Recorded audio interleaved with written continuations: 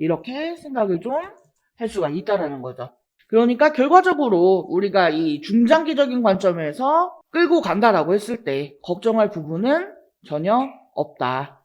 이제 다만 단기적인 관점에서 체크를 했을 때 이 재승인 신청일에 대한 부분이 2개월 정도가량 늦춰진 부분이 있죠. 그래서 결과적으로 이 기간에 네, 안녕하세요 여러분. 오늘 종목 HLB 보도록 하겠습니다. HLB가 FDA 미팅 이후에 상한가를 찍고 연일 상승하는 듯 싶더니만 지난주 목요일, 금요일 하락을 좀 보였어요. 그리고 지금은 여기 121선 부근 살짝 위에서 82,000원 정도 그 라인을 지켜주면서 움직이는 그런 모습입니다. 제가 지난번 영상에서요. 이 FDA 재신청과 관련을 해서 바로 진행을 하면요. 이 클래스 1 9월 초 그리고 클래스 2가 내년 1월 초 이런 식으로 일정을 좀 말씀을 드렸었는데 지난주 금요일에 나온 기사를 보면은요. 조금 더 딜레이가 될 것 같아요. 자, 보시면은 이제 그 임상 3상 업데이트 자료까지 포함을 해서 늦어도 9월, 10월 중 FDA 허가 서류를 다시 제출할 예정이다라고 하죠. 자, 그러면 이제 이 클래스 1으로 빠르게 진행을 한다라고 해도 이제 뭐 11월, 12월 연말이고요. 클래스 2로 진행을 되면은 이제 내년 1분기 말이나 2분기 초 그러니까 3월, 4월쯤 이쯤에 확인이 된다라고 하는데 아마도 제 생각에는요. 이게 좀 연말까지 좀 이렇게 늦어지면 내년 1분기까지 이 이슈를 좀 끌고 가려고 하는 게 아닌가 싶기도 좀 합니다. 아무래도 이런 제약바이오 기업들 같은 경우에는 주가가 이 기대감으로 움직이는 게 굉장히 크다 보니까요. 이 기대감을 조금 더 끌고 가려는, 가지고 가려는 그런 게 아닌가 하는 생각이 좀 들어요. 그동안에 제 영상을 좀 보셨던 분들이라면 아시겠지만, 제가 이 제약바이오 종목들을 그렇게 좀 좋게 보지는 않잖아요. 솔직히 그럴 만한 종목들만 보기도 하기는 했지만, 카나리아 바이오라거나, 네. 아무튼 이 FDA 허가 재신청, 이 승인 기대감, 이런 부분을 이제 연말 내지는 좀 더 끌고 가면서 내년 1분기까지 가지고 가려는 것 같다 하는 그런 얘기였고요. 일단은 이 관련된 이슈들 보도록 할게요. 이 EIR 수령에 대한 부분이요. 얘네 그 HLB가 지금 FDA 미팅 이후에도 이 EIR 수령과 관련한 내용에 대해서 언급이 전혀 없었잖아요. 이제 그러다 보니까 계속해서 이게 뭔가 좀 잘못된 게 아니냐 하는 말들이 계속해서 나오고 있죠. 그래서 우선은 우리가 계속해서 이 이야기를 하는 게요. 제가 계속 아까도 말씀드렸지만 클래스 1이니 클래스 2니 이렇게 얘기를 하는데 이제 클래스 1이 2개월 이내고요. 클래스 2가 6개월 이내죠. 이제 이 HLB에서 FDA로 다시 한번 이 허가 신청서를 제출을 하게 되면은 이 확인서가 접수된 일자로부터 2주 그러니까 14일 이내에 이 HAB한테 새로운 목표 날짜를 알려줍니다. 물론 이게 HAB만 서류를 준비를 하면 안 되죠. 항사제약까지 모두 이 두 회사가 완벽하게 서류 제출되고 검토가 진행된다고 했을 때요. 이 재허가 신청서 제출 후 14일 이내에 이제 이 클래스 1으로 진행을 할 건지 클래스 2로 진행을 할 건지 이 부분에 대해서 정확하게 확인을 할 수 있다라는 거고요. 이제 그 말은 승인에 대한 결과를 언제쯤 확인할 수 있는지에 대한 부분을 통보받는다라는 거죠. 이 항서제약 얘네의 그 CMC 실사에 대한 그 EIR에 대한 부분 이런 내용들은 이제 그 다음에 확인을 할 수가 있다라는 겁니다. 이 공장에 대한 재실사가 결정이 되면요. 재실사 이후에 받아보게 될 거고요. 별도의 재실사가 없다라고 하면은 서류 검토만으로 EIR을 받아볼 수가 있겠죠. 현재 시점에서 이 EIR, 이 수량에 대한 거는 별로 문제가 되지는 않을 거예요. 지금 그 FDA 미팅 때에도 별도의 추가 서류, 보완 서류 제출은 필요가 없다라고 했잖아요. 그렇게 되면은 아마도 이 공장 재실사 관련된 부분에 대한 확률은 좀 낮다고 봐도 좋지 않을까 싶어요. 이 클래스 1과 2를 나누는 부분도 따지고 보면요. 가장 중요한 부분이 이 공장 재실사. 이걸 하느냐 마느냐 하는 그런 부분이거든요. 그래서 만약에 이 항서제약 공장에 대한 제실사가 따로 진행되지 않는다라고 하면은 이 클래스 1으로 진행될 확률이 높죠. 네, 클래스 1에 해당이 되면서 최대 2개월의 심사 기간이 소요가 된다. 그러니까 빠르게 승인 절차가 이루어질 가능성이 크다라고 볼 수가 있겠습니다. 자, 그리고 오늘 일정이 하나 있죠. 이게 뭐냐면 바로 이 330억 전환사채 납입일에 대한 부분입니다. 보시면은 여기 납입일이 7월 16일 오늘이죠. 자, 이 자금 사용 목적에 보면요. 자금 용도가 운영자금, 세부내역의 인건비 및 원부자재 구입비 등이라고 기재가 되어 있어요. 과연 이 인건비와 원부자재 구입 때문에 330억을 발행을 했을까요? 그냥 제 개인적인 의견이기는 한데요. 이번에 이 참여한 사람들, 이 특수관계인에게 큰 수익을 안겨주기 위해서 좀 별 명분 없는 그런 사채를 발행을 했을 수도 있다. 이렇게 좀 보고 있어요. 이 좀 의심을 할 수밖에 없겠죠. 이게 보면은 뭐 어떤 금융기관 등이 아니라 특정인을 대상으로 해서 이 전환사채가 발행이 됐기 때문에 가능성이 좀 높다라고 볼 수가 있겠습니다. 솔직하게 이 개인들이 뭘 믿고 이 큰 돈을 집어 넣었겠느냐. 이것만 생각을 해도 답이 나오실 겁니다. 이 결과적으로 중장기적인 관점에서 이 FDA 승인이라거나 기대할 수 있는 요인들이 너무나 크기 때문에 이 1년이라는 오랜 기간 동안 330억이라고 하는 큰 돈을 넣으면서 투자를 했다. 이렇게 생각을 할 수가 있다라는 거죠. 이 표면 이자율과 만기 이자율만 먹자고 이 큰 돈을 지금 여기다가 묵어놓지는 않겠죠. 이제 향후에 FDA 승인 가능성이 굉장히 높고 또 단기간 내에 훨씬 큰 성과를 낼 수가 있기 때문에 이 구간 안에 물량을 집어 넣었다. 이렇게 생각을 좀 할 수가 있다라는 거죠. 그러니까 결과적으로 우리가 이 중장기적인 관점에서 끌고 간다라고 했을 때 걱정할 부분은 전혀 없다. 이제 다만 단기적인 관점에서 체크를 했을 때 이 재승인 신청일에 대한 부분이 2개월 정도가량 늦춰진 부분이 있죠. 그래서 결과적으로 이 기간에 이 세력들도 좀 싼 가격에 물량을 매집할 수 있는 그런 기간을 벌었다고 볼 수가 있겠습니다. 그래서 우리가 지금 이 2개월 정도 가량 이 늦어지는 거, 이 부분을 좀 부정적으로만 생각할 게 아니고요. 우리도 이 기간 동안에 좀 변동성을 이용을 해서 그동안 물량을 매집하지 못했던 분들도 함께 이 세력들과 함께 싼 가격에 물량을 매집하는 이러한 대응을 할 필요가 있겠다라는 거고요. 추가적으로 이 하단에서 물량을 매집해서 끌고 가고 계신 분들도 이 FDA 승인까지 그냥 가만히 기다릴 게 아니라 이러한 자리들 그리고 이러한 자리들에서 분할 매수, 분할 매도를 하면서 이 수익률을 충분히 극대화해 갈 수가 있다라는 겁니다. 자, 이러한 모든 내용들에 대해서 우리 여러분들한테 다 대응을 드리고 있으니까요. 혹시나 혼자서 대응이 어렵다 하시면 하단에 전화번호 보이시죠? 010-7913-1671 여기로 숫자 5번 또는 종목명 HLB라고 메시지 남겨주시면 제가 추가적으로 대응 신호까지 함께 드릴 수 있도록 하겠습니다. 지금 이 FDA 승인 재신청에 대해서 이러한 일정 그리고 심사 기간을 거쳐서 이 재승인 시점까지 더 큰 그림을 그리면서 이 물량을 끌고 가고 있다. 이렇게 볼 수가 있다라는 거죠. 자, 지금 너무나 중요한 시점에 와 있습니다.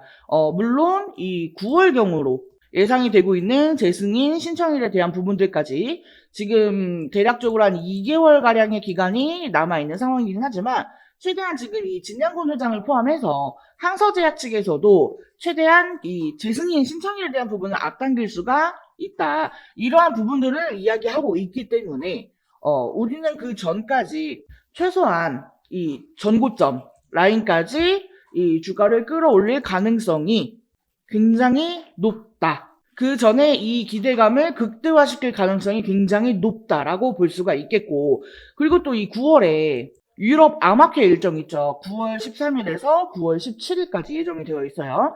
자, 이 일정에 맞춰서 또 이 기대감을 극대화시키면서 다시 한번 이 12만 9천 원까지 주가를 끌어올릴 가능성이 굉장히 높다. 이렇게 말씀을 드릴 수가 있겠고, 자, 이 일정까지 가는 과정 안에서 또 엄청난 이 변동성을 만들 겁니다. 자, 어떤 종목이든 간에 그냥 이렇게 쭉쭉쭉 상승만 하는 그런 종목은 없고요. 그 가운데서 이 상승과 하락을 반복하면서 갈 수밖에 없겠죠. 자, 우리는 이러한 변동성을 이용을 해서 이 주가가 계속해서 상승과 하락을 반복하는 이 과정에서 분할 매수 그리고 분할 매도 관점에서 대응을 해야지만 우리의 소중한 투자금을 지켜내고 계좌 수익을 불려나갈 수가 있다라는 겁니다. 자, 이러한 내용들에 대해서 다 여러분들께 대응을 드리고 있으니까요. 혼자서 대응 어렵다 하시면 하단의 전화번호 010-7913-1671 여기로 숫자 5번 또는 종목명 HLB라고 메시지 남겨주시면 대응 도와드릴 수 있도록 하겠습니다. 자, 그리고 이제 곧 여름 휴가 시즌이죠. 자, 제가 우리 여러분들 뜨거운 여름 시원하게 그리고 또 경비 걱정 없이 휴가 보내실 수 있도록 휴가비 챙겨갈 수 있을 만한 대박 수익 종목을 하나 준비했습니다. 이 종목이요, 정말 좋은 종목이고 정말로 좋은 수익 안겨드릴 수 있는 그런 종목이거든요. 같이 한번 살펴보시면, 자, 다들 한 번 이상은 들어보셨을 거예요. 현재 탈탄소화를 위한 탄소 중립을 위해서 이 세계적으로 태양광, 풍력 등 재생에너지 생산량 증가를 위해 애쓰고 있죠. 그런데 이러한 재생에너지 같은 경우에는 태생적인 문제가 있습니다. 바로 발전 장치를 자연 환경에 그대로 맡길 경우 과도한 전력 생산으로 인해 전력 공급망에 부담을 줄 수가 있다는 거예요. 그리고 이때 이러한 문제를 해결할 수 있는 대안으로 떠오르는 것이 바로 수소입니다. 전력 수요 대비 공급이 많은 기간에는 남는 전력을 활용해 수전해를 해서 수소를 생산할 수 있기 때문이에요. 그리고 이 수소는요, 에너지원이 아니라 에너지 운반체로 에너지를 장기간 대량으로 저장을 할 수 있기 때문입니다. 그리고 이러한 수소는 발전, 수송, 산업용 에너지, 열, 전력 등의 건물용 에너지, 피드스톡 등을 위해 활용될 수 있는데 이 중에서도 가장 수소의 활용이 눈에 띄게 기대되는 부분은 바로 수송이에요. 이 차량 중에서는 대형 트럭, 버스에 수소의 직접 활용이 가능하고요. 뭐 항공기나 선박 이런 것들에서는 이 수소의 직접 활용이 제한적이기는 하지만 수소 기반 연료인 이퓨얼이 주로 활용이 될 수 있습니다. 그리고 이러한 수소 경제가 확장되기 위해서는 결국 생산 부문의 혁신이 중요하죠. 연료전지는요, 전해질에 따라 명칭이 달라지고요. 뭐, 작동 온도, 사용되는 촉매, 사용 가능한 연료, 발전 효율, 적용 가능 분야 등등 이 특성이 굉장히 상이합니다. 5대 연료전지 중에 보급률, 기술 및 시장성 기준으로 가장 유망한 분야는요, 이 고분자 전해질 연료전지하고 고체 산화물 연료전지로 현재 업계에서는 이 두 개의 연료전지가 주류를 이루고 있습니다. 제가 지금 화면에 띄워놓은 이 첨부 자료를 보시면요. 이 두 가지 연료전지 중에 높은 발전 효율을 기반으로 한 SOFC의 시장 비중이 앞으로 높아질 것으로 보입니다. 아무래도 이 SOFC는 대형 선박이나 항공기 등에서 보조 동력원으로도 활용이 될 수가 있으니까요.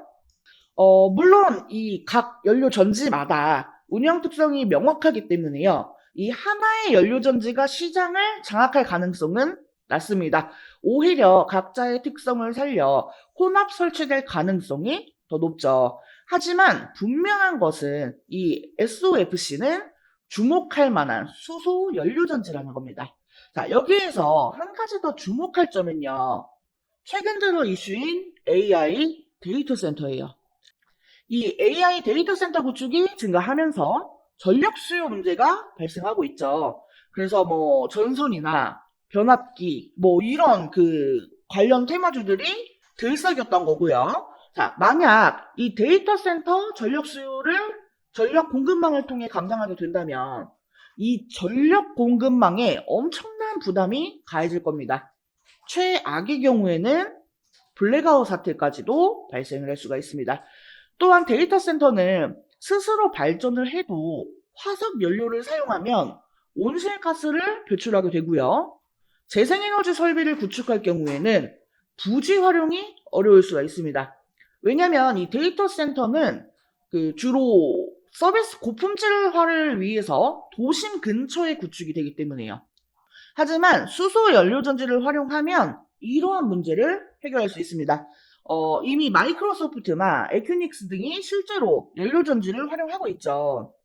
솔직하게 말씀드리면요, 이 수소 연료 전지, 이 관련된 섹터가 좀 많이 어려운 섹터예요.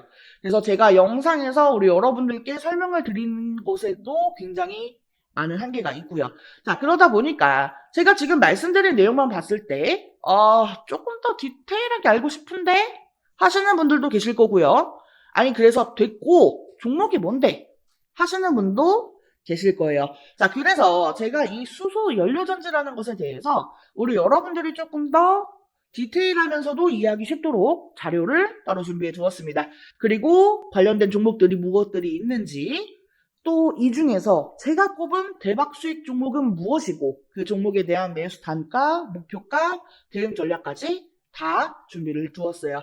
자, SOFC 관련 대박 수익 종목에 대해서 궁금하신 분들은요, 하단의 전화번호 010-7913-1671 여기 전화번호로 숫자 5번 또는 대박이라고 두 글자 메시지 남겨주시면 모두 안내해 드릴 수 있도록 하겠습니다. 자, 이렇게 좋은 종목 매매하셔서 휴가비도 챙겨가시고 그리고 또 단등 나올 때 우리 확실하게 추가 매수하셔서 비중을 확보하실 시드도 벌어가실 수가 있습니다. 하단의 전화번호 010-7913-1671 여기 전화번호로 숫자 5번 또는 대박이라고 두 글자 메시지 남겨주시면 모두 안내해 드릴 수 있도록 하겠습니다. 그리고 제가 카카오톡 소통방을 운영을 하고 있습니다.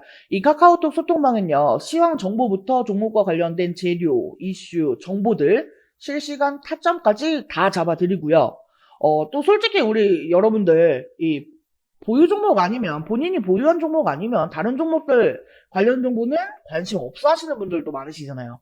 그러면 이 소통방에서 내 보유 종목만 기다리면서 가만히 있으면 지루하니까 지루하시지 않게끔 제가 또 매일매일 장 시작 5분 전에 단타 종목도 챙겨드리고 있습니다. 이렇게 단타 종목도 받아보시고 소소하게 시드 불려 가시면서 보유 종목 관련 정보도 받아보시고 함께 소통도 하실 수 있는 그런 카카오톡 채팅방이에요. 이 방은 무료로 운영하고 있습니다. 따로 돈 받는 거 없으니까요. 내 종목 정보, 타점 빠르게 캐치하고 싶다 하시는 분들 또는 그냥 나는 단타 종목 받아보고 싶다 하시는 분들 모두들 편안하게 입장하셔서 소통하시면서 수익도 챙겨가시면 됩니다. 카카오톡 소통방 입장 방법은요, 하단 전화번호로 숫자 5번 또는 종목명 메시지 남겨주시면 됩니다. 자, HAB 주주 여러분들 이제 웬만한 악재는 다 나왔고요. 우리 힘든 시기는 어찌저찌 지나갔습니다. 이제 앞으로는 대응이 중요하다. 대응을 잘 해야 한다. 라고 말씀드렸습니다. 모두들 대응 잘 하셔서 좋은 수익, 좋은 마무리 하실 수 있었으면 좋겠습니다. 자, 이번 영상은 여기서 마치도록 하겠습니다. 제 영상이 조금이라도 도움되었다면 구독, 좋아요, 알림 설정 한 번씩 부탁드릴게요. 오늘도 영상 시청해 주셔서 감사합니다. 다음 영상에서 또 뵙겠습니다.